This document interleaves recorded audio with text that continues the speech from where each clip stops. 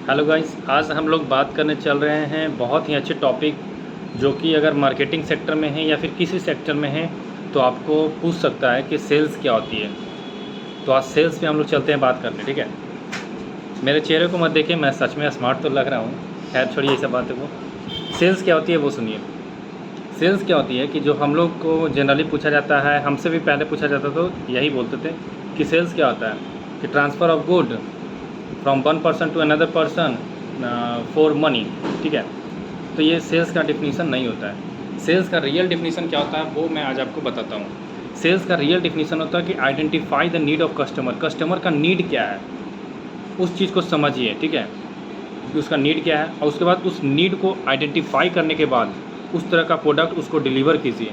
ये होता है नीड, ये होता है सेल्स। सेल्स जो होता है वो ये नहीं कि आप सामान बेच दें वो सेल्स हो गया, नहीं। सेल्स का मतलब रियल पूछिए, as a sales manager, as a salesman से पूछिएगा तो बताएगा कि सेल्स जो होता है बिल्ड रिलेशनशिप।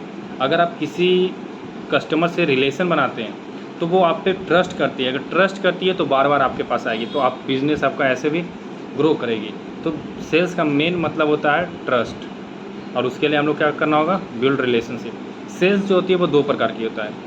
एक प्री सेल्स होता है, जो सेल्स के पहले क्या करना होता है उस चीज़ के बारे में सोचना, उस चीज़ के बारे में बताना।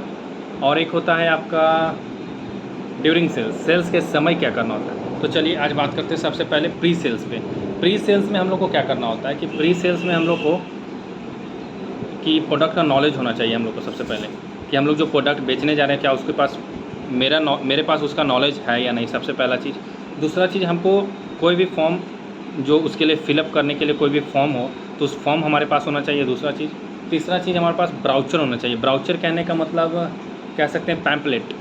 पैम्पलेट जो हम लोग दिखाते हैं जिसमें इमेज रहता है, उस प्रोडक्ट के बारे में रहता है डिटेल, ये सब पैम्पलेट, ब्राउचर उसको बोलते हैं, वो हो गया। उसके बाद 5W को बारे में हम लोग को पता होना चाहिए, क्या, what, when, why, whom and which, how, ठीक है, ये हो गया। इतना चीज़ हम लोग का प्री सेल्स में आती है।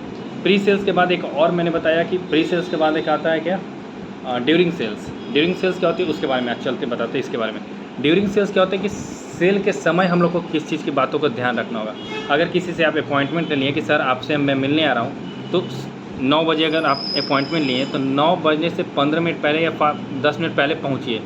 उसमें क्या होती है कि अगर सब पहले आप पहुँचते तो आप रिलैक्स महसूस करते हैं, पहला चीज़। तो क्या हुआ कि reach before the time of appointment, appointment से पहले हम लोग को मिलना होगा, पहला पॉइंट। दूसरा पॉइंट हम लोग को क्या होगा कि हम लोग के पास जो ये एक पॉइंट उसमें ऐड कर लीजिएगा, किसमें, प्री सेल्स में, कि हम लोग को डॉक्यूमेंट में जैसे ये चाहिए, स्टेशनरी हम लोग को कैरी करना होता है। Stationery in the sense pen, और अगर उस चीज़ के लिए हम लोग को क्या उसको बोलते हैं जो मोहर लगाती है, ठीक है, तो वो भी आप ऐड कर लीजिएगा एज ए स्टेशनरी कि वहाँ रिक्वायर होती है प्री सेल्स में।